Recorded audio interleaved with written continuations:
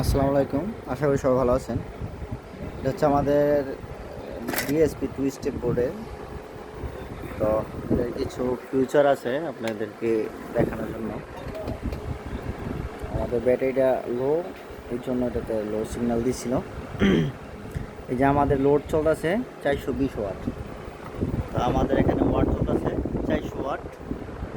আর আমাদের যে এসি আউটপুটটা এটা কিন্তু পারফেক্টলি পাবে 217। হ্যাঁ, 220 থাকে। 17 হলো ব্যাটারি ক্যাপাসিটি অনুযায়ী এটা কম বেশি হয়। আর এটা হচ্ছে গিয়া আমাদের মাদারবোর্ডের যে ভিতরের সিস্টেমটা, আমরা কিন্তু অনেক হাই হিক্সিং ব্যবহার করি, এই কারণে আমাদের হিট ইস্যুটা একদমই নাই বললেই চলে।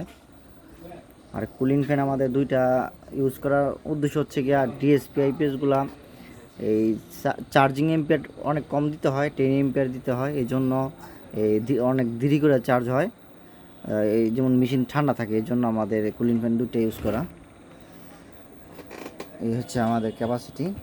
এটা হচ্ছে আমাদের 1450 মডেলের আইপিএসটা।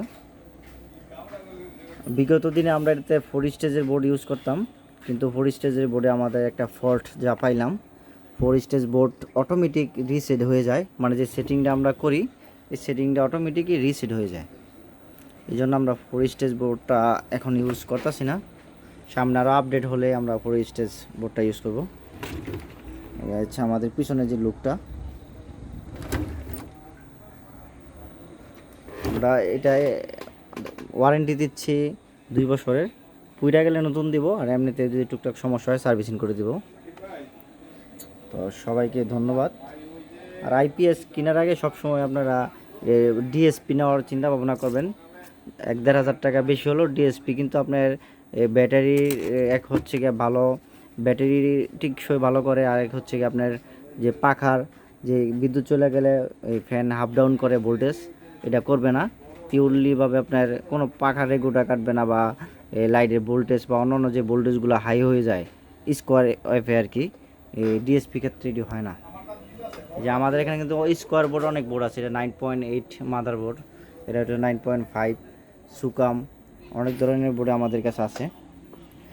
তো ইনশাল্লাহ যাদের প্রয়োজন হয় যোগাযোগ করতে পারেন। আমাদের প্রতিষ্ঠান হচ্ছে গিয়ে 2.5 নতুন থানার সাথেই।